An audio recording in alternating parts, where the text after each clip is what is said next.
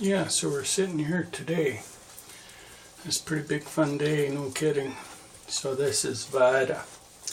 She had her pups, 7 of these rascals. They're all doing really good. And just a happy bunch. Vida's doing good. And they were born on Sunday. The first one came about 9:30, and the last one came about 4 a.m. on Monday, and it's 3:30 p.m. on Tuesday. So the last guy is just a little over a day old. So they're doing good. Really nice pups. This is Vida and Loki's pups. You want me to give you a hand with that guy, Vida?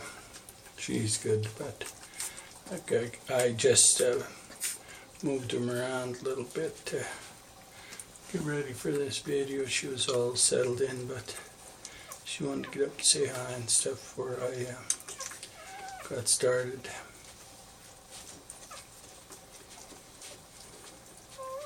But that's a pretty fantastic group there. 2 males, 5 females. And so there's some really good pups in here, let me tell you. So I haven't picked them yet, obviously. But they are magnificent. Oh, these are good guys. So this is a very cool litter in that this is the first time that Dakota and Leaf, Pretty Boy Leaf, are the grandfathers. They're the 2 big grandfathers, because Loki, the sire of this litter, is a son of Pretty Boy Leaf and Tekla. And Vida's a daughter of Dakota and Gada. So Gada is now Grandma Gada, which is very cool. And I got another one of Gada's daughters, just got bred to Leaf, Kaya. So I'll have another litter from her right away. But Vida's doing so great with these little guys. She's really doing a good job. So I just had to tell you a little bit about those grandfathers. Now, we run old world breeding principles here, but I do have to bring in outcross males at times. And Leaf was brought in as an outcross so that I could continue on my working lines. And Loki, his son, is out of one of my working line females, Tekla. Now here's the difference on Dakota and Leaf. Dakota's 3 years older than Leaf's grandfather. You can figure that one out. Leaf's the grandfather of these pups. And Leaf's grandfather, Dakota's 3 years older than him. And Dakota's outside. And he's over here checking these little runs out all the time. So it's pretty cool. Leaf hasn't had a chance to come over and say hi yet, but we'll bring him by. But Vida won't allow him to come close, but she allows Dakota. But that's pretty cool. So when in old world principles, of course, you try to take your replacement breeding stock from the oldest dogs that you have. Hopefully they're the oldest or the best, of course, too. But you take them from the old ones so that you limit the amount of genetic change in time frames. And that little tidbit of info that Dakota is 3.5 years older than Leaf's grandfather shows you that there was 1 genetic change from Dakota to Vida when there was 4 in the other line. So the old boys say you wait, you find your good pair. Now you can take a breeding female out of a, like let's say Gata, which I did. earlier. But if the female turns out and the little pups all turn out and everything's perfect and you want that genetic, then you wait till the last litter and then you select a female. And that's what I did with Vida. That's why the combined age of the two parents of Vida is 18. And the combined age of the parents of Vida is 18. Now the combined age of the parents of Loki is 4. So you can get an idea how many genetic changes you're making by using the young dogs, right? Now in my case I had to use the young dogs because Leaf was the outcross. And I brought him in for that specific reason, so it's totally fine. But when Leaf's 10, I'm hoping he's still producing. We're going to take another son or female out of a daughter out of him. But he obviously can't be at the same age as Dakota because he's way younger.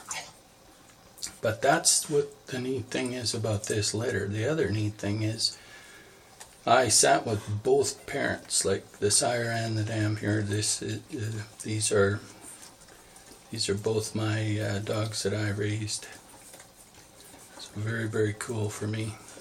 It takes a long time to get 2 separate genetic lineages, all with outcross males and outcross females, so you can raise outcross breeding dogs. That takes a while. Very few breeders get to that stage. But it's pretty good to be there. You can stay back, just relax. What a girl. What a good girl. Now we don't bother these pups too much. I give the female a lot of space these first few days. Just let her bond and do her thing with them. She doesn't really mind me in here, but she'd just as soon relax with them, which is what I let her do.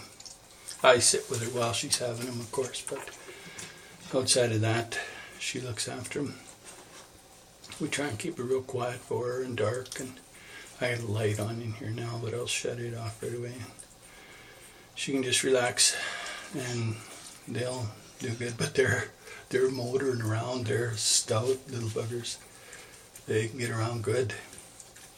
She's a good milker too. They're all nice. Look at the size of them guys already. I mean, wow. Good hiking dogs here, boy.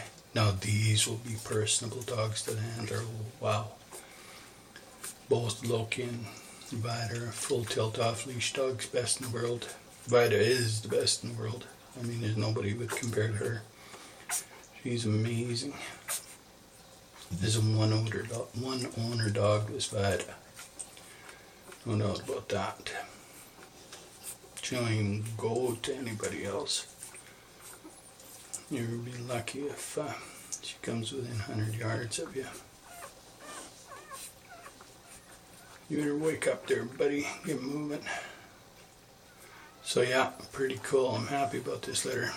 So I just wanted the folks to see their little pup. They've been waiting a long time. Some very, very good dogs in here. The whole works of them. Now I will select the female out of this litter and keep it back. It's such a nice pup. We'll do that. And then when Vida's old, we'll take another one. But I might take one every litter out of Vida. She's so good.